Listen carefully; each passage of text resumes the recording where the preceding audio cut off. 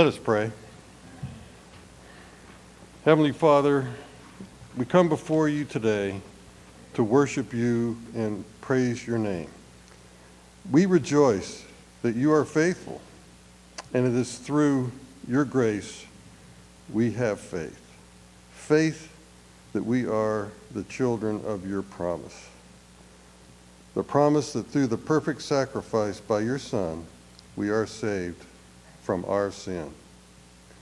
Lord, we seek your presence. We pray for the Holy Spirit to be with us this morning, and that through this service we may glorify you. We ask these things in the name of our glorious Savior, Jesus Christ, who taught his disciples to pray, saying, Our Father, who art in heaven, hallowed be thy name.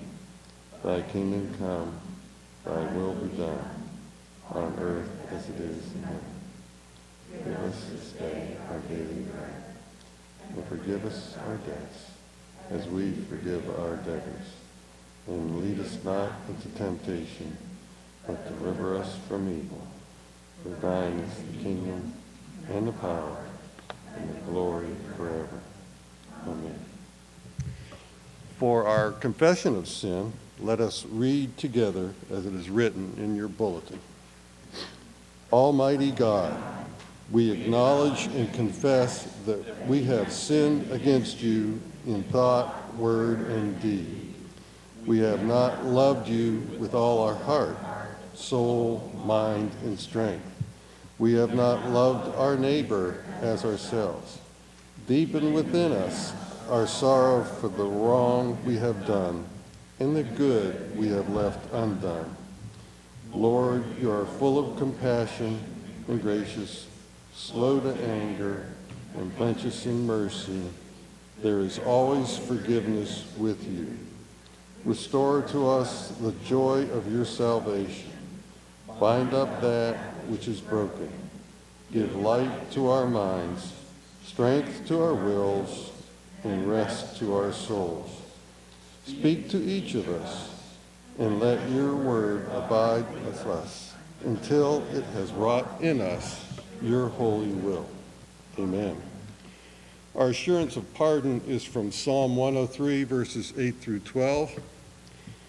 The Lord is merciful and gracious, slow to anger and abounding in steadfast love.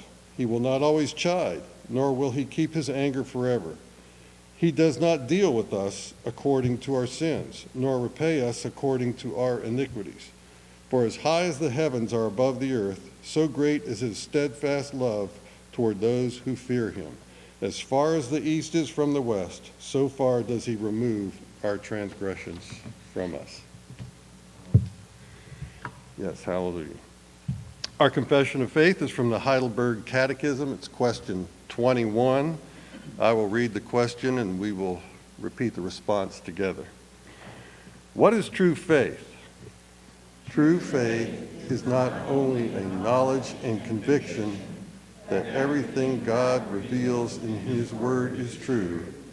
It is also a deep-rooted assurance created in me by the Holy Spirit through his gospel that out of sheer grace earned for us by Christ, not only others, but I too have had my sins forgiven, have been made forever right with God, and have been raised to salvation. You may be seated. And now we're going to have our children's sermon, and we have another change that I didn't mention. The children are going to be invited to come up and sit right over there, either in the chairs or on the floor, and Elder Joel Reed will give them the children's sermon.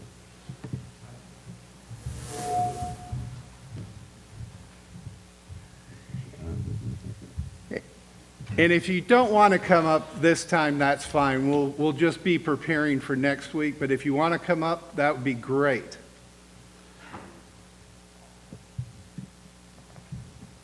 Because I can always grab the mic and we can make sure that we have it. All right. Do you want to sit on the floor or do you want to sit in one of the chairs? Which is easier for you? There you go.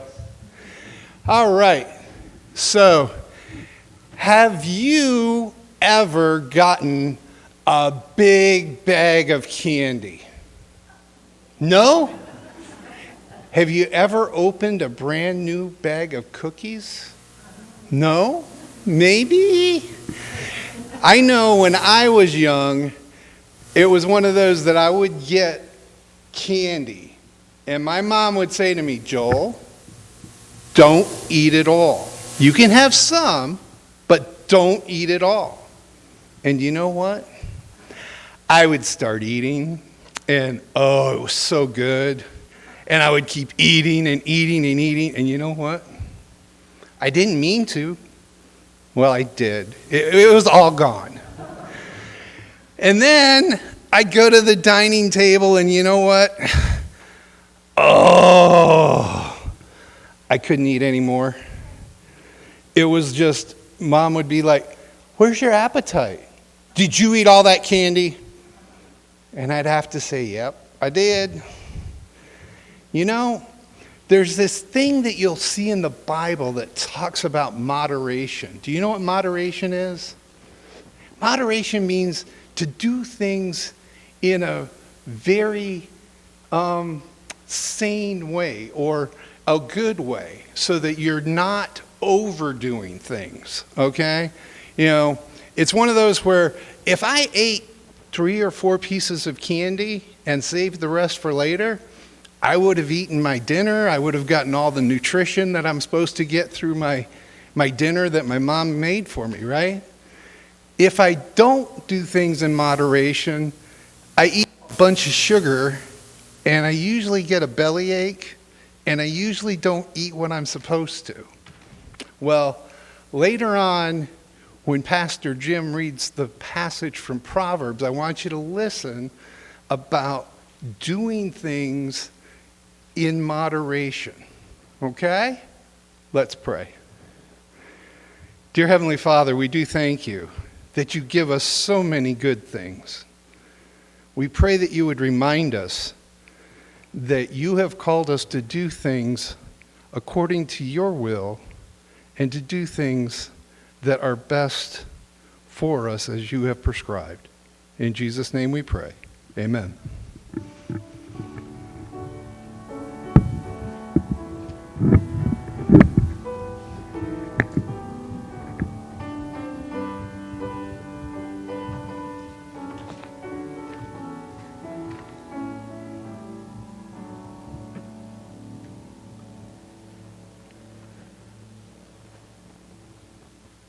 Thank you, Joel. Our scripture reading this morning is from the Gospel of John, chapter 2, verses 1 through 12.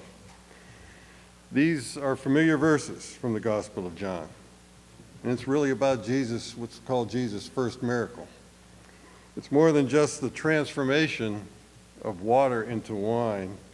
It's a sign of the transformation of the old order of Moses and the ceremonial washing with water into the new order, the wine, the really good wine, representing that eternal life will be gained through the sacrifice of Jesus Christ.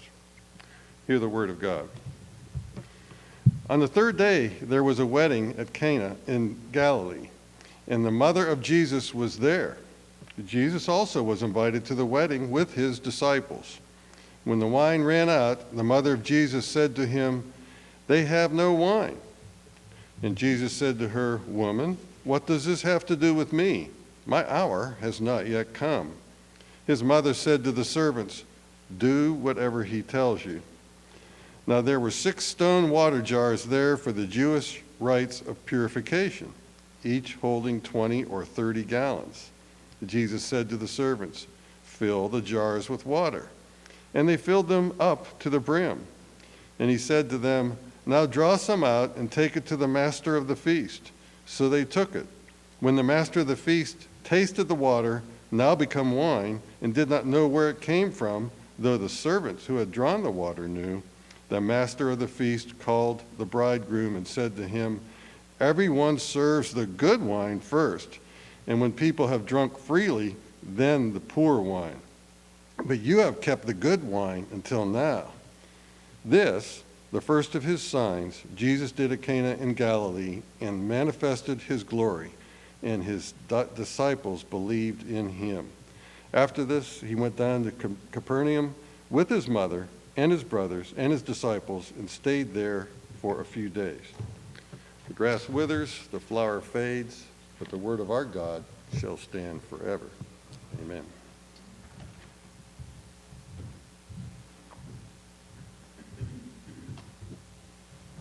Let us go before the Lord in prayer.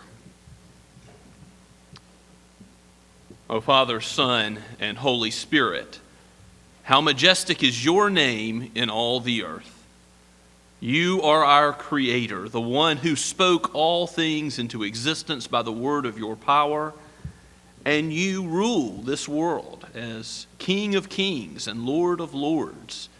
You sovereignly oversee all the affairs of men, and you direct all things to your own ends, O Lord.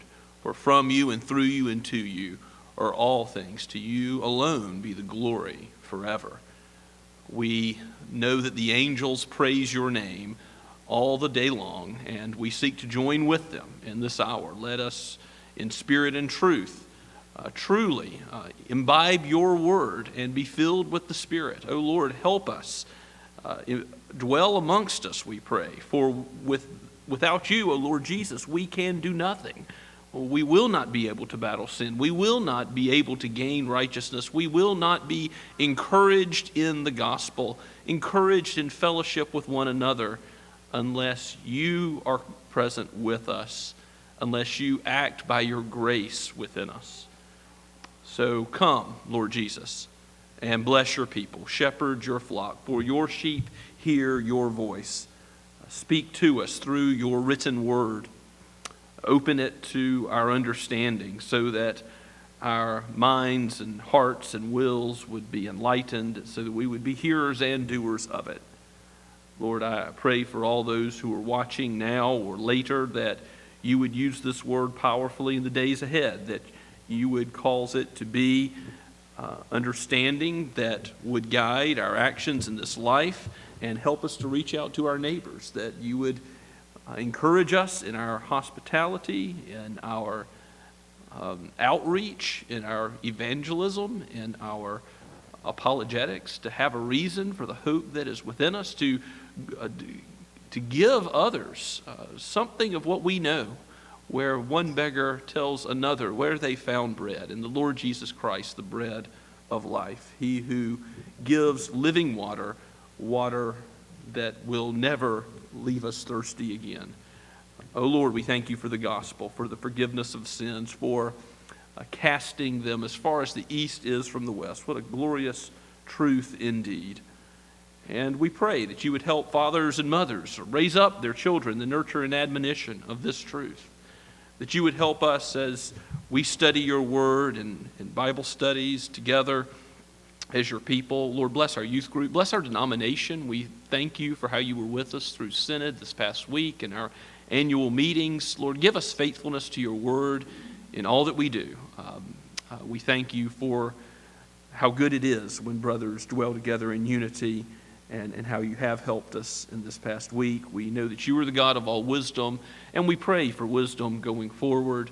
Particularly, we pray for our session and for our diaconate, that decisions would be made regarding material things and spiritual leadership that are glorifying to you, and that we would seek not our own glory in anything, but to be faithful to your word in all things. Lord, help Erskine College and Seminary to glorify you and be faithful to you in what they do, and training ministers for the gospel, to be missionaries on the front lines, to be church planters, to be counselors, Lord, to be on staff in various ministries. We know even how you are working in many new ways today through your church and through church organizations that are affecting the whole world. The culture has salt and light because of your church being present in it. We pray for those who struggle with addiction, particularly, Lord, we pray for the church to be there and able, equipped to reach out and to help those who need a Savior, who need forgiveness, and Lord, repentance and a new way of life. Help your church, your people, be an integral part of that as your word changes the heart, as you have for centuries and millennia. You have been changing those who have foolishly gone like a dog to its vomit back to sin, even as we all, anytime any believer sins, have in some sense foolishly returned to what we know is wrong, and yet we have offended you, O Lord, again, and you forgive again. Even when we are faithless, you are faithful. What glorious truth this is, and help us to give this good news, this gospel, to the world. We pray for our world. We know that there is much that is wrong now. We pray for leaders from the highest to the lowest, for the outcome of elections, for Supreme Court hearings, and Lord, we ask to see justice and mercy take place more here below. We want to see righteousness roll down like an ever-flowing stream from Mount Zion to mankind. We ask for your mercy upon us, and again, use your church to speak the truth prophetically as you give us the ability humbly and in love. Father, we thank you that you have sent your word not only here, but throughout the ends of the earth. We pray for those on the mission field. We pray for Frank Van Dalen in Lithuania.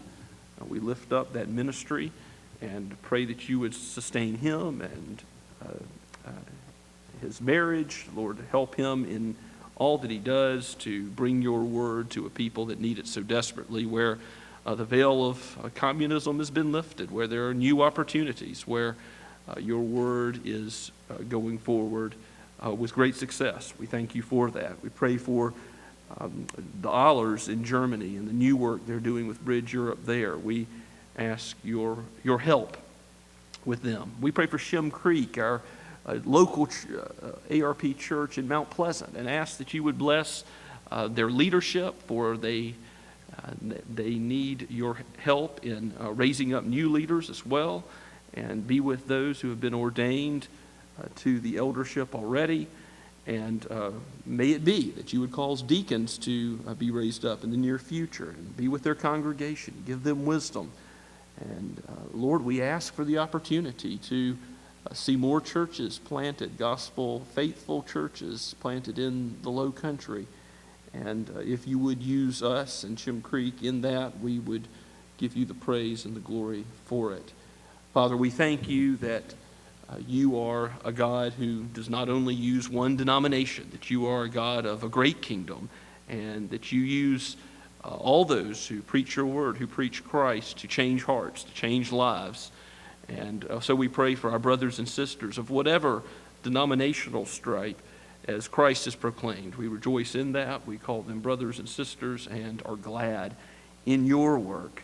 Lord, we particularly pray for those PCA and OPC congregations near us. We ask that you would give them faithfulness, and in their denominational role, that you would lift them up and show them the proper path for how they navigate their own connections as a Presbyterian church, as they are called to be not alone, but connected to other believers. Father, we thank you that you have not left us alone, that you have not left us to fend for ourselves in the Christian life, but you've connected us to Christ and to one another. So bless us now as we gather to sing your praises, to hear your word, to follow your voice. For we ask it in the name of the great shepherd of the sheep, in Jesus' name, amen. As we continue to worship now, let us sing together, also printed in your bulletin, God of Grace. Let's stand.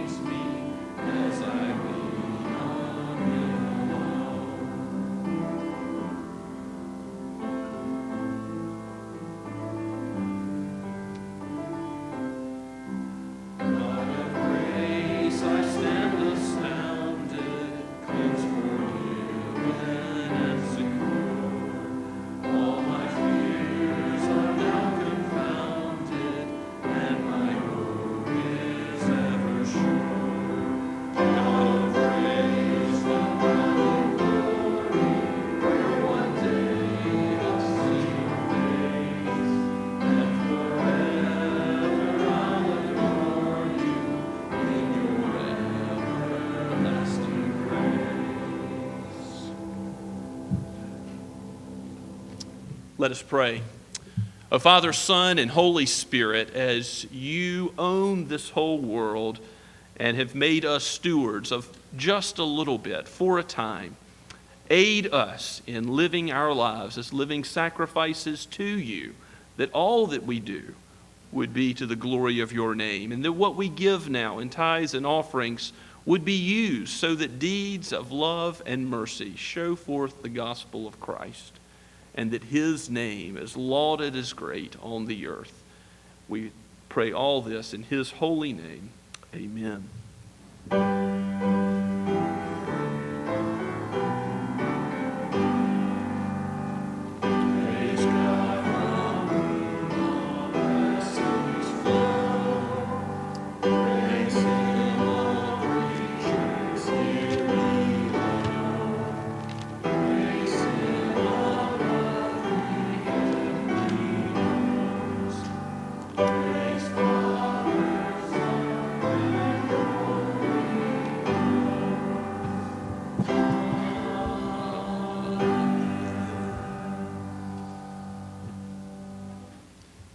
Please be seated and take your copy of God's Word and turn with me to Proverbs once again. Proverbs chapter 31, very last chapter of the book,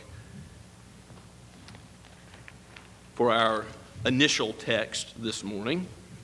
Proverbs has two sections which are more substantial in how they address alcohol and issue pretty serious warnings against the misuse of alcohol. And so we are going to look more broadly at what the Scriptures teach about this subject, because it is a subject that comes up quite a bit in God's Word. And, sales are up. In coronavirus times, this is something the world is thinking about. What do I do when I lose my job or have a lot of time on my hands? What do I do with this beverage? Do I use it in moderation, without dependence, with thanksgiving to God? Do I abuse it? Do I pursue drunkenness? Do I pursue the folly which accompanies drunkenness? These are questions that our young people are asking. These are questions that older people are asking. This is a part of our world that we need to be prepared to address biblically.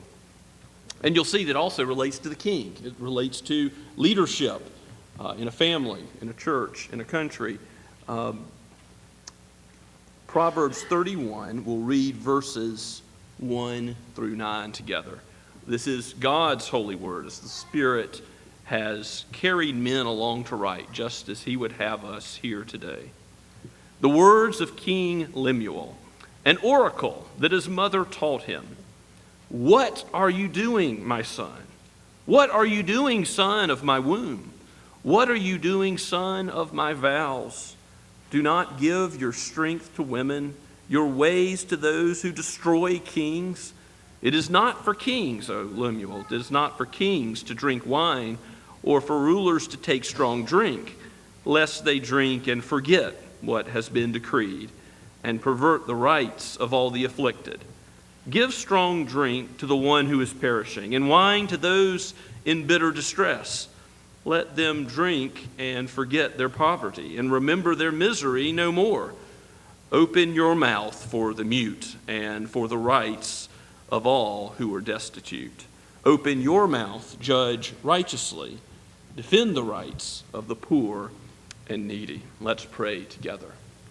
O Lord, let us open our hearts to receive what you say from your word, and then open our mouths to speak what is true that you have taught us, and then calls us to live out with our hands and feet what you would have us to, so that our lives are pleasing to you in every respect, even what we eat and what we drink. May it all be to your glory. For we pray this in Jesus' holy name.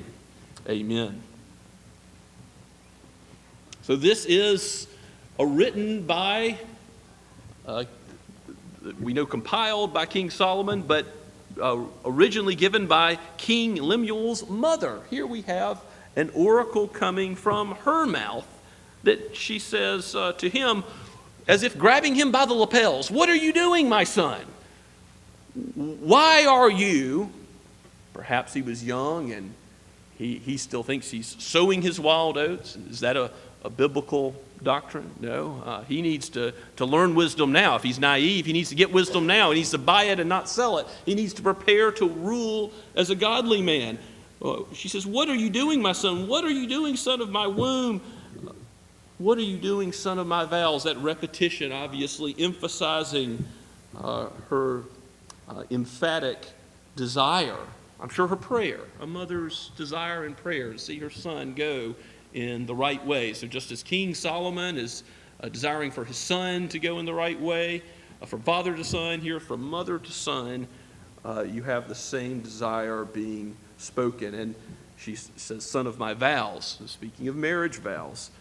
So this is training up your children in wisdom is part of what mother and father are to do together. And indeed, that authority the mother is exercising here, rightly so, desiring and praying for a good outcome for this king to be. And she says in verse 3, don't give your strength to women whose ways destroy kings, like the warnings against adultery that we looked at in Proverbs chapter 5 and chapter 7 particularly.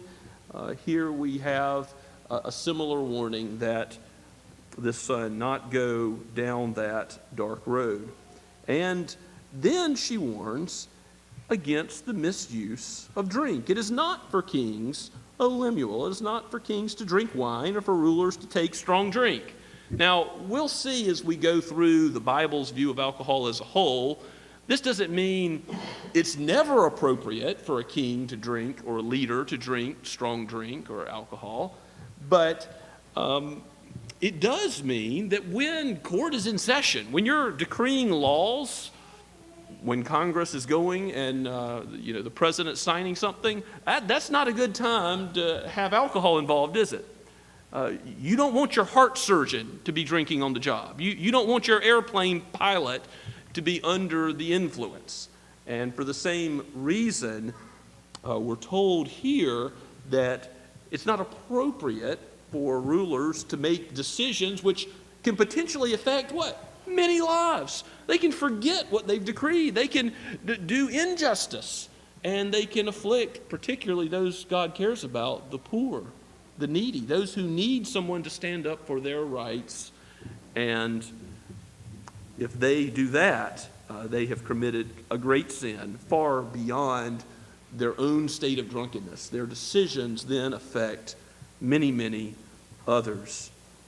That's what verses 5 and 6 say, that if they drink and forget what has been decreed and pervert the rights of the afflicted, instead, he says, give strong drink to one who is perishing and wine to those in bitter distress. Now, this is not a prescription of alcohol to those who are depressed. This is not what the signs on some of the liquor stores would say as a joke, that here's the cure inside, essentially. No. As you'll see, in many ways in the Scripture, we're told not to run after strong drink. We're told not to make this the meaning of life, not to make this your comfort when you get up and when you lie down, to be pursuing another drink. That will become obvious as we go through some of the texts together, that that is not the goal. Clearly, the Bible forbids drunkenness in many places, and it's in the list of the fruits of the flesh in Galatians 5, Romans 13:13. For a couple of examples of that. But what the text is saying before us is, what is worse, to forget the law and pervert justice, or to give somebody who's struggling forgetfulness of their misery?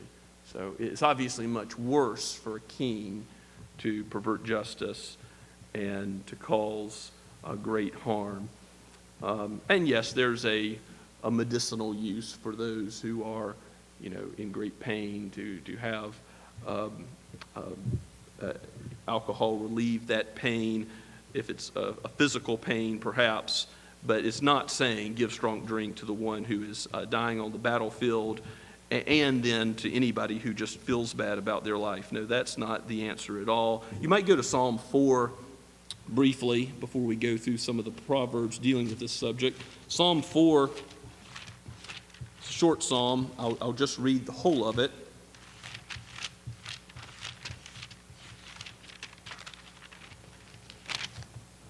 Talks about the source of our comfort. Answer me when I call, O God of my righteousness. You have given me relief when I was in distress. So you're in distress, what are you going to do? Be gracious to me and hear my prayer. O men, how long shall my honor be turned into shame? How long will you love vain words and seek after lies? Selah. But know that the Lord has set apart the godly for himself. The Lord hears when I call to him. So what are we to do when in distress? Pray to the Lord, for he hears.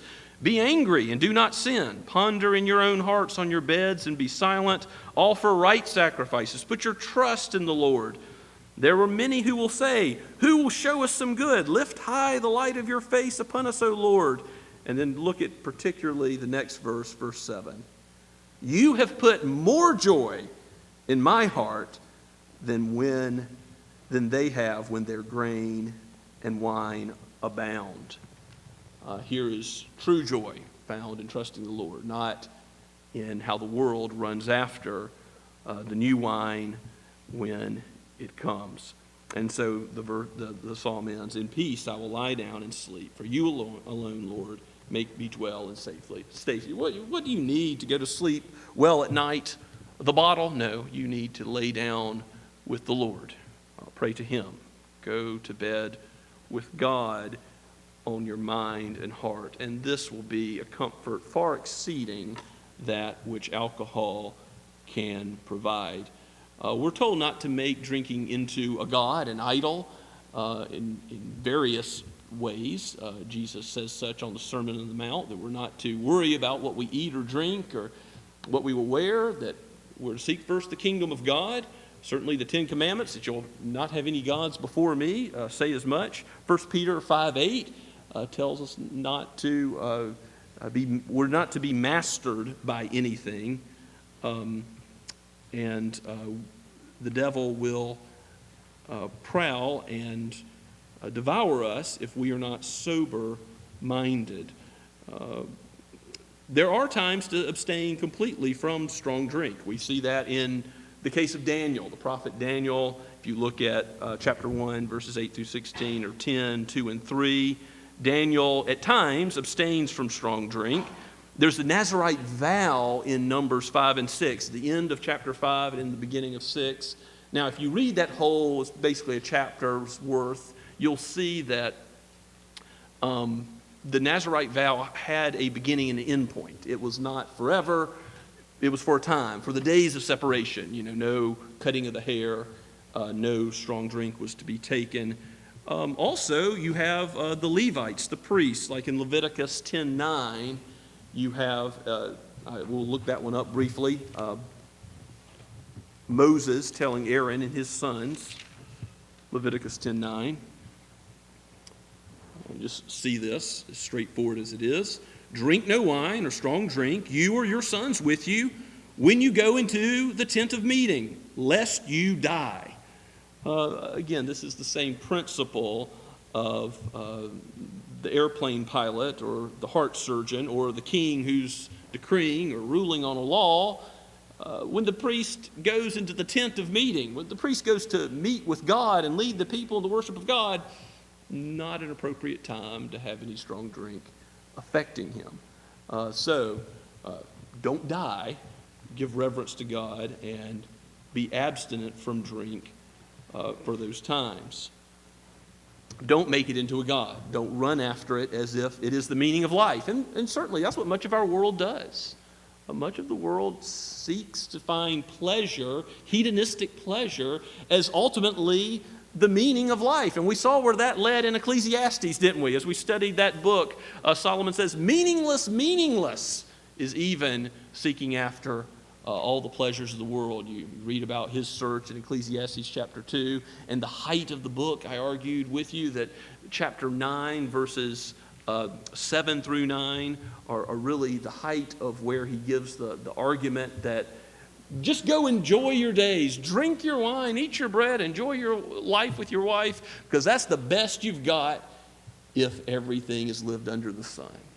So eat, drink, and be merry if under the sun is all we've got. Sure, that's how the world thinks, but that's not all we've got.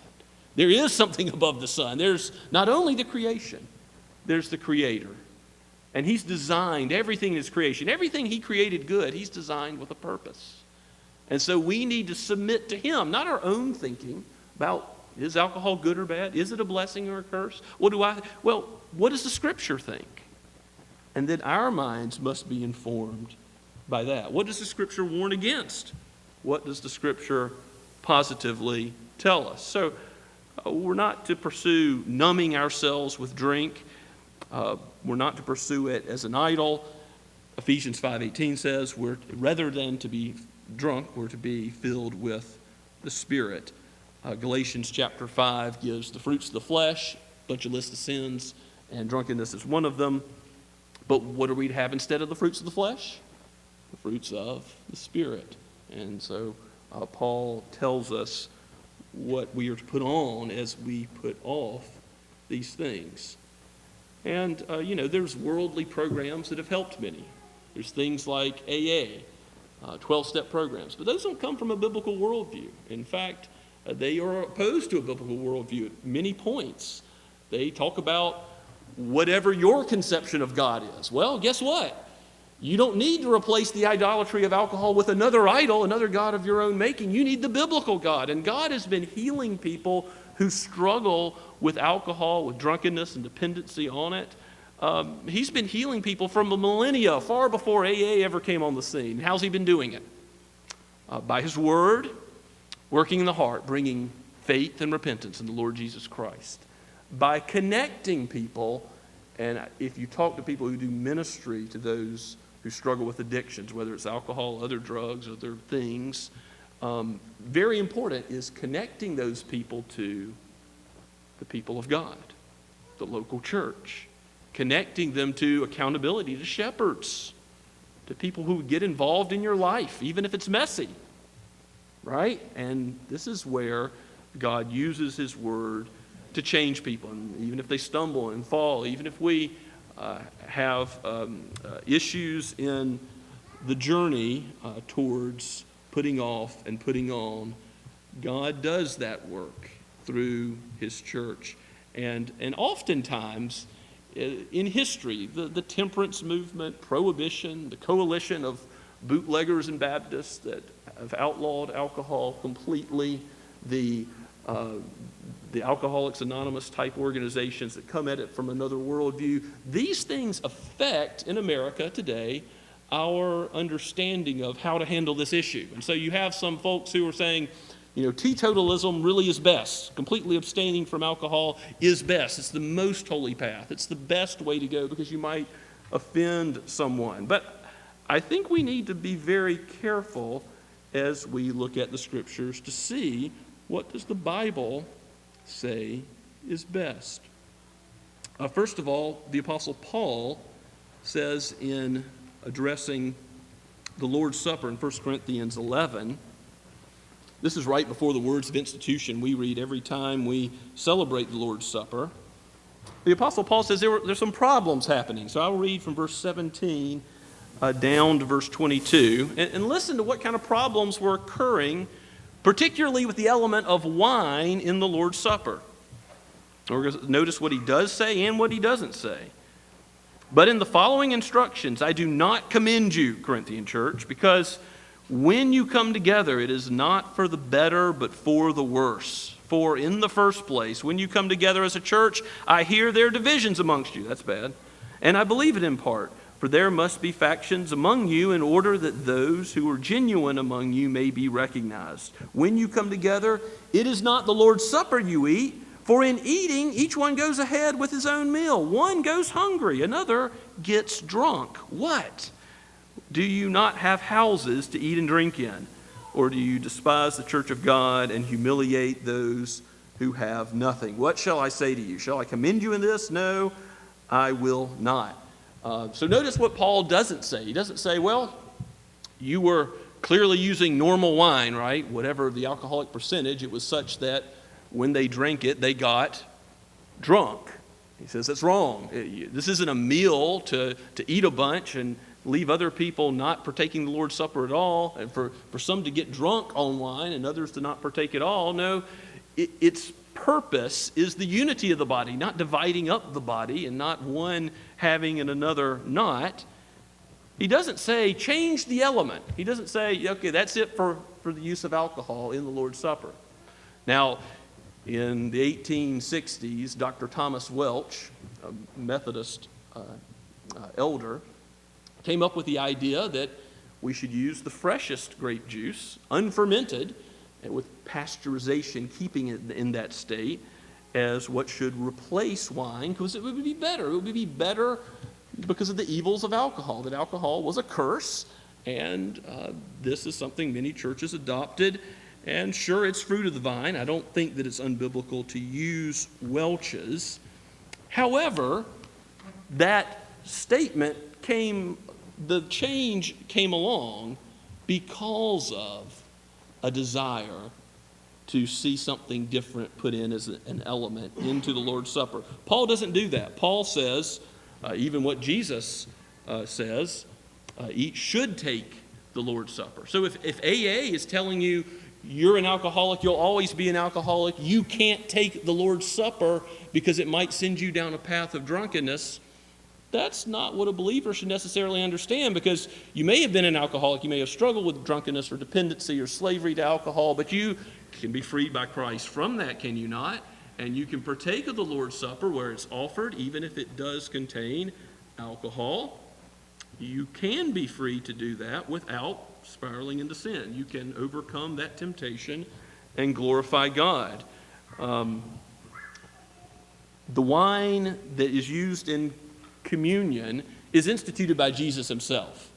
He says he's not going to drink the fruit of the vine until he comes into his kingdom. One day, I suspect, at the marriage supper of the Lamb, there will be that element again. And at the communion table, Jesus did not give any thought to whether or not his disciples would have been perhaps genetically or struggling with alcoholic addiction or drunkenness. He just commanded them to drink what was given. So wine is a blessing from God. Let's go back in the book of Proverbs to chapter 3. I want to point this out that we've already seen together in chapter 3, verses 9 and 10. It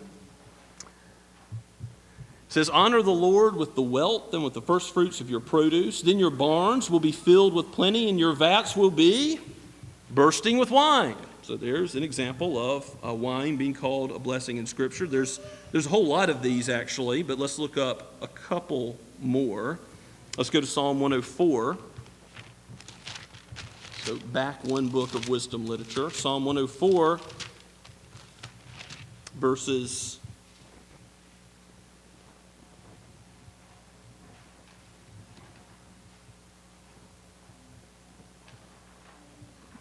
14 and 15.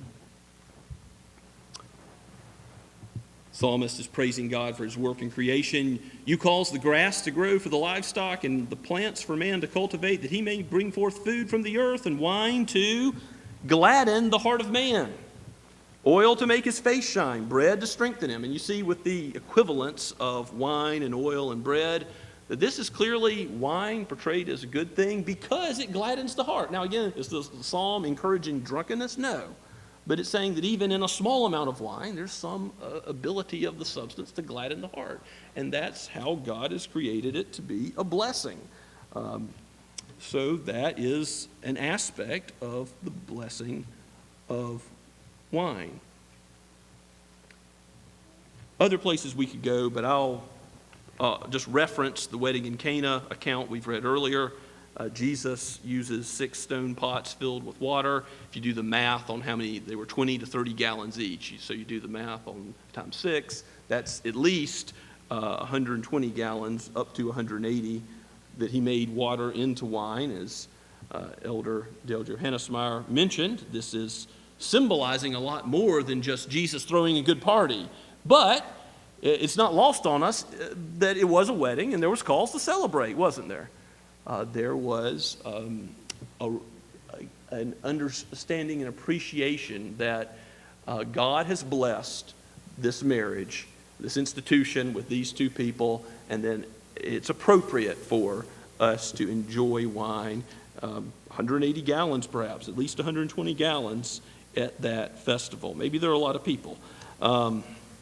Jesus himself consumed wine. Now, I know this, if someone's approaching the Bible thinking that teetotalism is the best route, this is an absolute death knell to that, because if you look at Matthew 11, 18, and 19, or Luke 7, 33 through 35, I'll look up the Luke passage.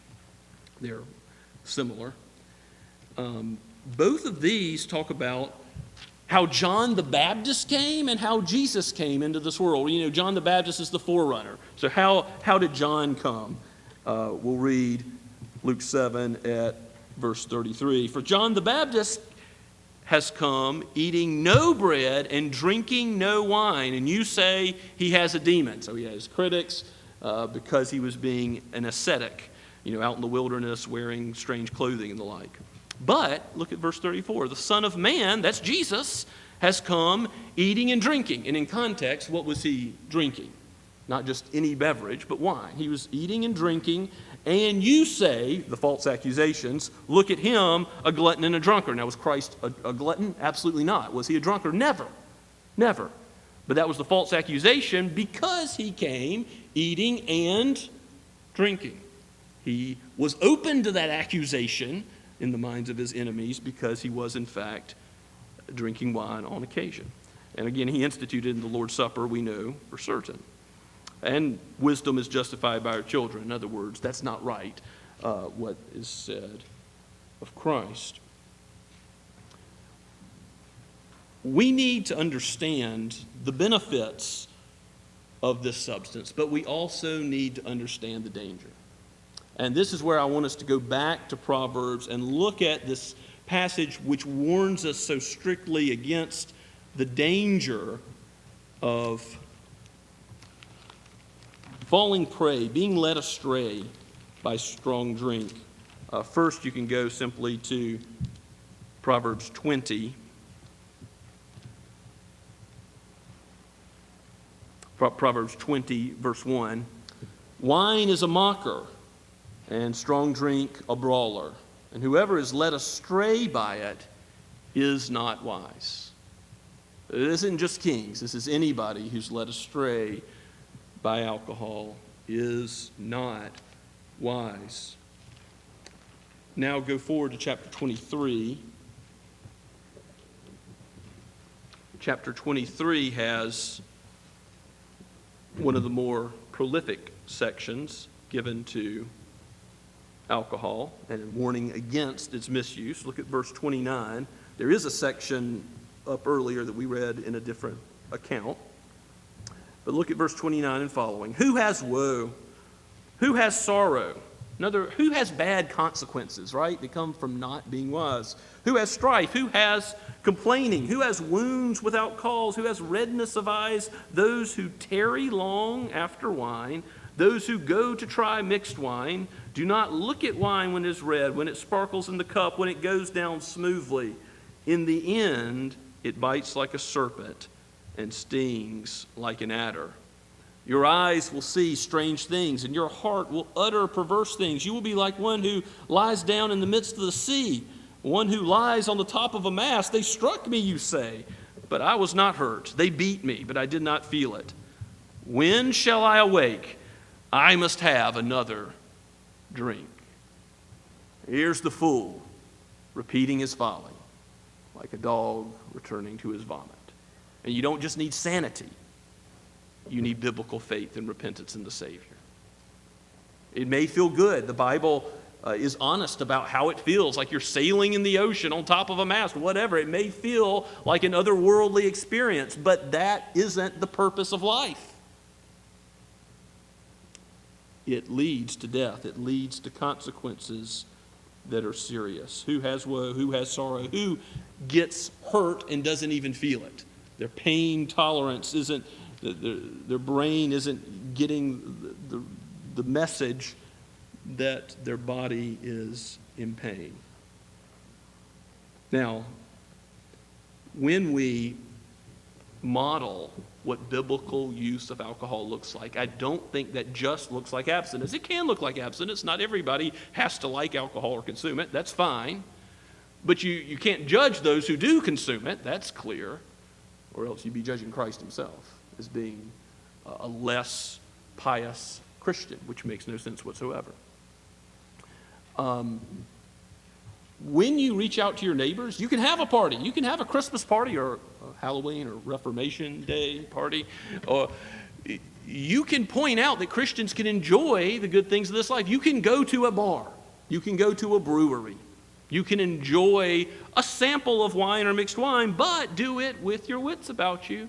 Don't think, oh, how it goes down smoothly. Oh, how beautiful it is. And then all of a sudden you've gone from enjoyment to being led astray by it. And that's not wise.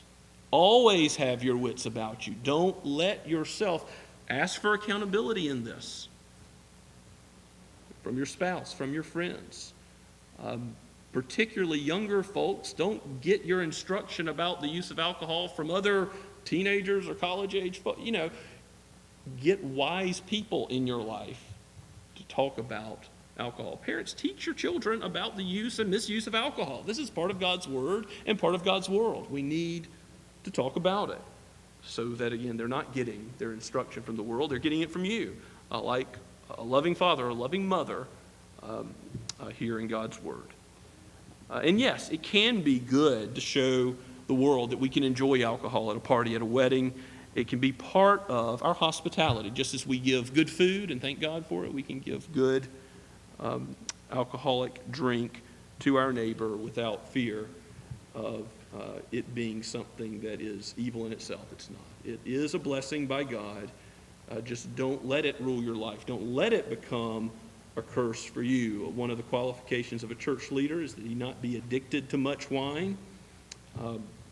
We're not to be enslaved to any substance. And above all, I want you to know this, that any who have struggled with sin, which is always a banquet in the grave, always an addiction which is unfitting to the Christian, whether it's alcohol or drugs or any other thing that you keep returning to again and again, with God there is forgiveness again and again, because when Christ died for your sin, he died for your past sin, your present sin, and your future sin. You are in his hand and you will not slip out from his hand. You will not lose his death for you. He is your Savior. You are his sheep. He is your shepherd forever. And because of that, I want you to hear, if this is your struggle today, and you think, how could God forgive me? What we've confessing our sin earlier in the service. The pardon that God gives, that we're assured of, just comes from Scripture. We're going to use a lot of different Scripture verses for that assurance of pardon. You know why? Because there's so many good ones. There's so many that say, your sin is as far as the east is from the west. Whoever confesses their sin, God's faithful and just to forgive. You need to know you're forgiven and be reminded of that. Every day, every time we come to worship together, every time you pick up your Bible and you see how it accuses you and shows that you fall short of God's glory, but at the same time you see how it points you to the Savior, the Lord Jesus Christ.